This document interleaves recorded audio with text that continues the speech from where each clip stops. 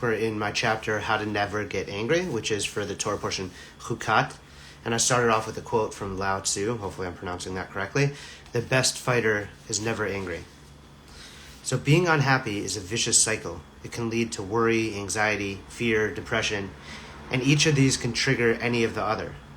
Anger is toxic to your body and soul, often triggering one's fight or flight response, which floods the body with stress hormones, adrenaline, cortisol. This can manifest in all sorts of health, nervous system, and digestive problems. The cure for all this is easier said than done, but it begins with a healthy perspective, with trust and faith that all is for the good and that everything will work out.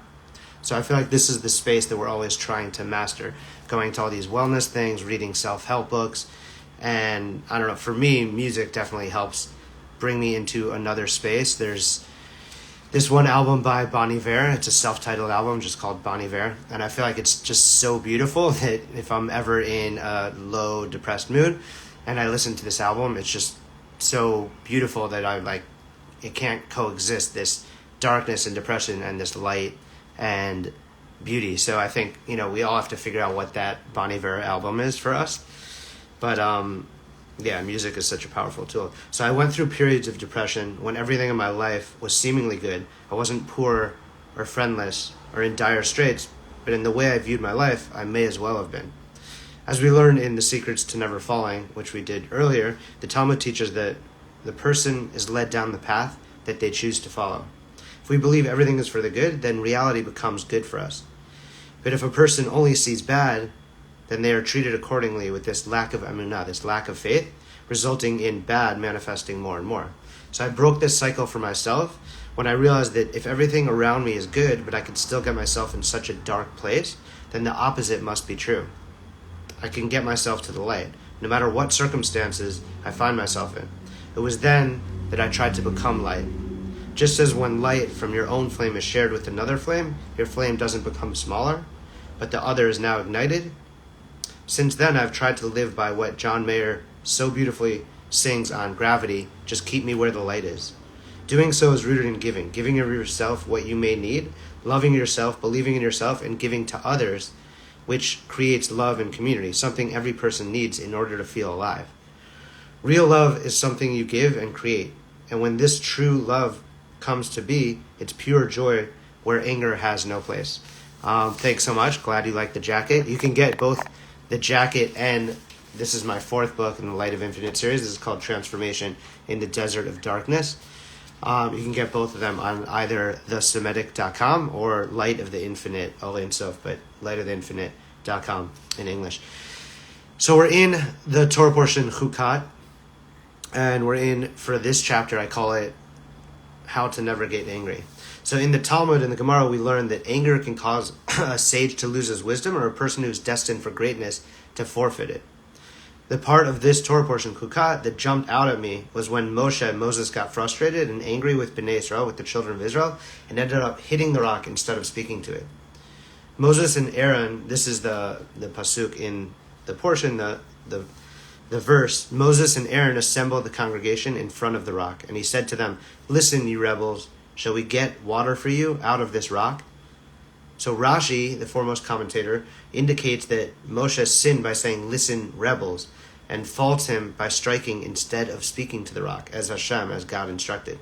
The sin was that Moshe demonstrated uncertainty about whether Hashem would miraculously extract water from the rock, that one moment of uncertainty.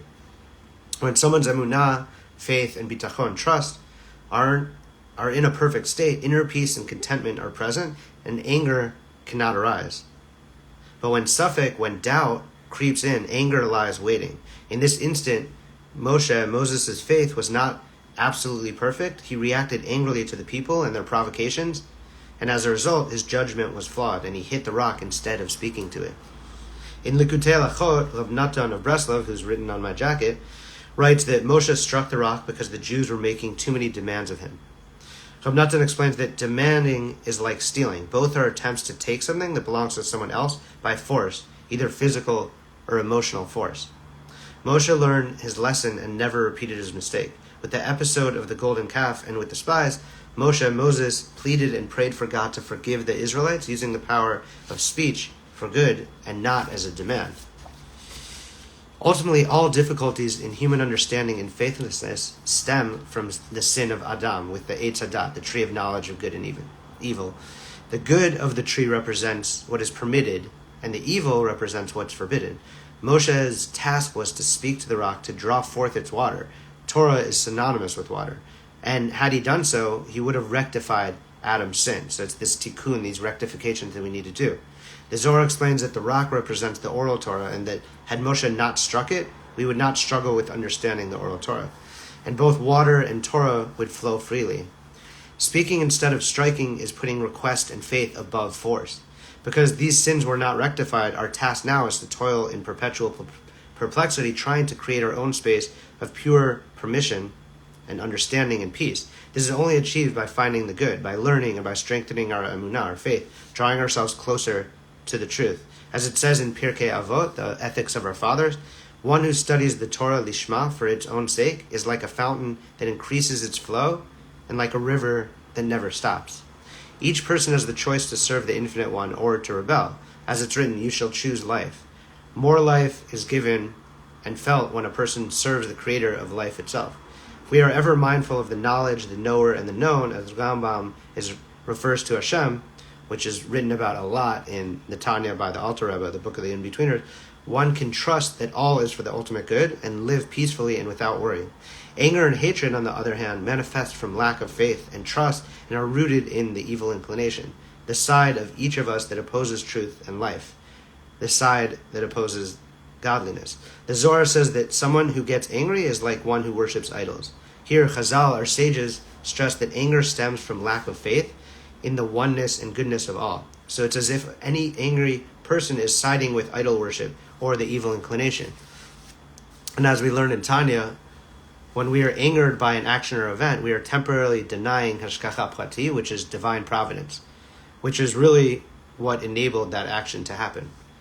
When it comes to Moses' punishment of not being able to enter the land of Israel for hitting the rock, many Rishonim, which are the early Torah commentators, find it perplexing. Ramban questions Rashi, asking, why did Hashem command Moshe? Why did God command Moses to bring a rod if he was only told to speak to the rock? And why is hitting the rock to draw water forth any less miraculous than speaking to it? So our sages point out that there are many instances where Moshe was commanded to bring a rod, but not to use it in performing a miracle. Even during the 10 plagues, Moshe did not use the rod. He only held it. The reality is that there are rocks that produce water from a fissure when struck. When Moshe looked to see which rock to hit, Bnei Israel might have inferred that he could naturally draw water from it, taking away the miracle of speech that Hashem wanted to enact. The only way to reach the upper levels of holiness is through speech, through tefillah, through prayer, the true speech of calling out to God. The blessings you receive correlate to the words that you speak. As we learned a few weeks ago, with the power of counting and saying the blessings of Sfirat HaOmer, the counting of this time from Pesach to Shavuot, saying that out loud, Yosef B. Soloveitchik, the Rebbe, not the Lubavitch Rebbe, but teaches in The Lonely Man of Faith, I will speak that I may find relief, for there is a redemptive quality for an agitated mind in spoken word, and a tormented soul finds peace in confessing. And so the power of speech for a true tzaddik is that much greater. Responsa from the Lubavitch Rebbe are always inspiring and seem to be applicable way beyond the person in question. This particular passage jumped out as an example of advice that should be implemented as universal practice. So this is what the Lubavitch Rebbe wrote in response.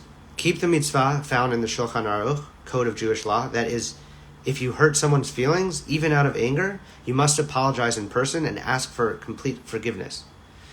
It's by nature difficult for a person to apologize. Nevertheless, you should overcome that difficulty and do it. In that way, every time you are about to get angry, you will remember that afterwards you will have to brace yourself and ask for forgiveness. That itself will help you weaken your tendency toward anger. So it's the same with other things. Like you could, if you start a habit where you fall in some certain way and then the next day you're going to read Tikkun HaKlali or you're going to learn this amount of whatever. It's good to do those things anyway, but if you start to set it up in that way that, okay, if this happened, then this will be sort of one way. So I went into this disconnect, this darkness, moving away from emunah, let's say. So as a tikkun, as a rectification for that thing, I'm going to do this other thing toward the light. So in this way, the Lubavitcher Rebbe is saying that if you stick to that, then you're going to have that momentary pause, that the power of the pause. You're going to be like, oh, wait, no, but I've already committed to myself that I have to do that if I'm doing this negative thing. And hopefully that will keep you from doing that negative thing. So if a rock, which neither hears nor speaks, fulfills the wish of the one who created it, how much more so should we? We learn from Hashem, God, that words create worlds. In the beginning, the divine spoke existence into being. Tefillah, prayer, is our daily method of emulating God, speaking spirituality into reality. When Moshe uses words instead to say, listen, you rebels, he took the power of words that could elevate and unite and instead created safek, which is doubt and division. It's a lesson in how important it is to be both slow to anger and slow to speak harsh words. And that's why the punishment was so severe. As Rabbi Eliezer says, do not be an easy person to anger. So the Alter Rebbe teaches that when hatred rises in a person's mind toward another, or jealousy or anger or a grudge, one should immediately remove this thought from the mind and should not entertain it. So it could happen. These bad thoughts are always going to happen. Not always, but they happen. They come. And don't resist it, because as Carl Jung says, what you resist persists. But let it go. Let it stay for a little bit and then let it go and then move to the next thing. So have like a healthy relationship with these things that creep in your mind, which you can't help, but you could help dwelling on them. So we kind of move forward and push past it. So the Alter Rebbe teaches that when hatred rises in a person's mind, we just said that. I forgot where we were. On the contrary, the person should prevail over the emotions. So they rise in your mind and then just prevail over them and then let them go, treating this person with kindness and showing an abundance of love. Not only should one not take revenge, but on the contrary, the person should repay the offender with good, as we learn in Zohar. In the last chapter, or last week when we were doing this story time, we read that when the descent of Korach against Moshe broke out, Moshe, knowing the truth and fully capable of setting them straight, chose not to go on the defensive or offensive. It's written that Moshe heard and fell to the ground on his face. Lesson 277 in Likutei Moharan has an incredible teaching about the earth and dirt and what we can learn from them. As we touched on if you have this book, then in the How to Exist in Love chapter, Rabbi Nachman explains how the earth represents bitul, nullification, and how it gives life and therefore also represents love. He teaches that when a person encounters opposition, they shouldn't take a stand against their enemy saying, wait, or what they do to me, I will repay in kind, because it's this disposition that exacerbates the situation and causes the enemy to achieve their goal, where they see the person respond and act exactly in the manner they were hoping to provoke. So, I'm trying to remember if I go into this fully in this chapter, probably earlier, but the mashal, the example that Rabbi Nachman is giving is that if you look, your neighbor's trying to get you, right? So they're digging this dirt to get to you. And so your first instinct would be, okay, let me dig on my side and dig, this dirt out and get to them first, like F them, whatever. So that's your first instinct. But Rabbeinu is saying that if you do that, then you just did half the work for them, because now they were digging to get to you, and then they would have had to dig further. But instead, you were doing the same, so now the work is half done for them. So what Rabbeinu says, and the way I was viewing this dirt, is that he's saying instead of doing that, do the opposite. Put more dirt on your side of the fence, on your side, your property, and then you're making it twice as hard for them. But also this dirt represents love, because we destroy the earth, but it still provides nutrients and all this life and blessings.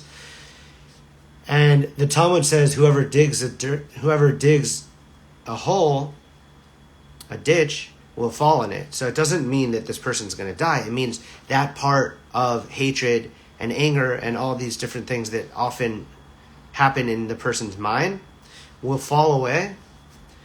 And that extra time and that love that you're giving them will be able to flip it, do the sitapcha, and flip it into good and into love. So, of course, every situation is different, and if there's a sakana, if there's a danger or something, that has to be treated completely differently. We're talking about a situation sometimes where there's misunderstandings, there's pride involved, there's ego, there's somebody, you feel like somebody wronged you, but you're not coming to it with compassion, realizing that it's not even about you, this person's probably going through whatever, and that if you can show them love and not make it worse, then a lot of times you could actually turn it into, you can do away with all of the hurt and switch it into something good, because this person was holding on to whatever, potentially with you, through you, but really it's just about what they're going through in their lives, and it's coming out in this way. I'm just reading the comments.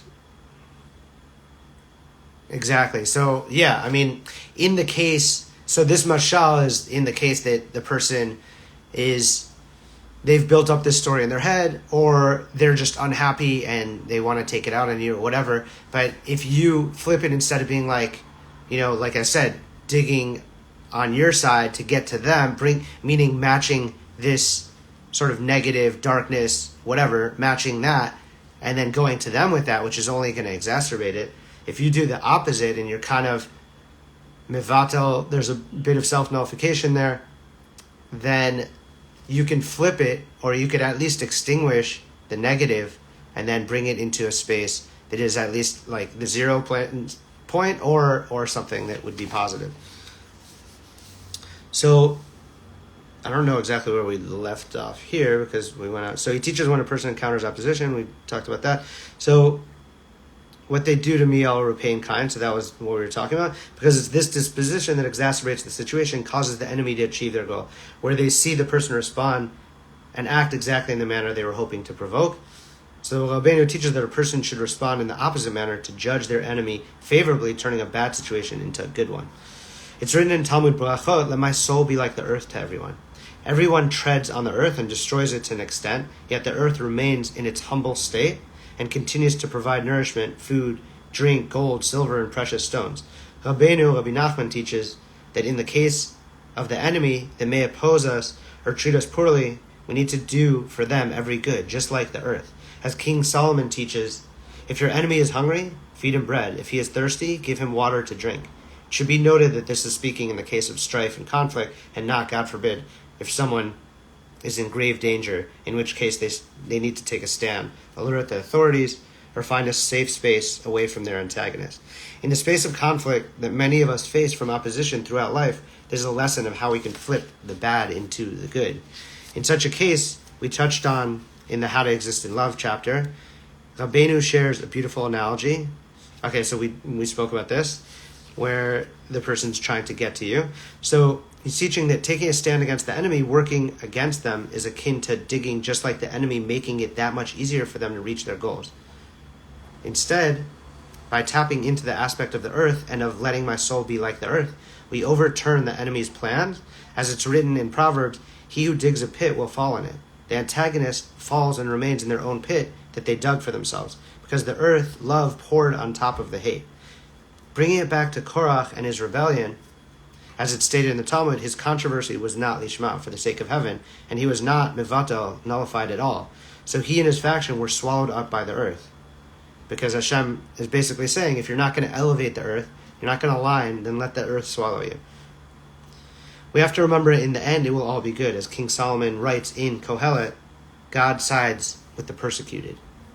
Rabbi Eliyahu Mizrahi connects this chapter's parashah, this Torah portion, to another Torah passage when Bnei Israel nagged Moshe for meat, and he responded, in that instance, shall flocks and herds be slaughtered to suffice them? Rashi questions which of these is more severe, the instance with the meat or this moment at the rock when Moshe says, listen, you rebels, shall we fetch you water out of this rock? Rashi concludes that the second is more severe because Moshe and Aaron were barred from entering the land of Israel because of it. He explains that the punishment wasn't for striking the rock per se, but that Moshe initially spoke to the wrong rock and it did not pour forth the water, so he and Aaron thought that it might have to be struck for water to come out. Moshe then hit a different rock, which happened to be the rock that would have poured forth enough water for Bnei Israel and their flock if only he had spoken to it. The Maharal explains that whomever trusts in Hashem, in God, will be blessed with a happy disposition. And that is why it says, you do not believe in me to sanctify me. The main problem with hitting the rock, which was born from a moment of imperfect faith by Moshe, was that it was an act of force. Moshe's sin was in the moment of questioning, and the anger seeped into that one tiny moment. The Maharal teaches, where there is complete faith, there is no room for anger, for there is great joy. Sorry, someone's up at the door. What Korach didn't understand when he rebelled against Moshe in the last chapter's Torah portion was that each person has their own spiritual level. In fact, a true tzaddik has a greater yetzer hara than everyone else, evil inclination. And a true righteous person has a greater evil inclination than anyone else, and the consequence of their choices are therefore much greater. In this instance, we see that Moses, who lived his life righteously, lost the promised land with just one moment of anger. The pressure of keeping up to Moshe's level of piety in every moment is beyond our capacity to comprehend. But what we can learn is that even just one moment of faithlessness for someone on the level of Moshe could block him from the promised land. How much more important it is for each of us to try and stay in a space of trust, faith, and joy so that we don't bring negativity into our own lives. Rabbi Nachman's famous teaching, En Shum Yeush Ba'olam Klal, there is no such thing as despair in this world at all, is a hard thing to believe and to put into practice, especially when you feel like everything is horrible and hopeless. But you have to hold on to that faith. When you see the good that comes from this struggle, then you'll know why you had to experience it. Life must be lived, lessons must be learned, and in the end, good often comes from bad. The Zohar teaches, by the way one handles one's anger, one can recognize who one is. If a person guards one's soul at a moment of anger and does not allow one's soul to be torn from its place, this is a person who, as they should be, this is a complete person. Shalom means peace. Shalem means complete. So we are only whole when we are at peace, and peace only comes from mindful joy, which gives anger enough space that it can transform and send you back to the source of all. As Chaim Vital says in relation to learning the Torah, one could go deeper and deeper as far as the human mind can delve, and it will always yield new treasures. So my blessing to you is that you could take that moment, that the power of the pause, and flip any anger into this space where you're mevatel, where you have this self-nullification, and you could bring and flip and do the hitapcha of flipping this negativity or darkness in your life or someone else is experiencing, so you could bring compassion to it and flip it into positivity and light. I love you guys so much. Shabbat Shalom. And again, this is my fourth book, Transformation in the Desert of Darkness, Light of the Infinite. You can get it on Amazon or my website, Light of Infinite or the Semitic. All right, love you guys. Thanks for the love here. See you soon.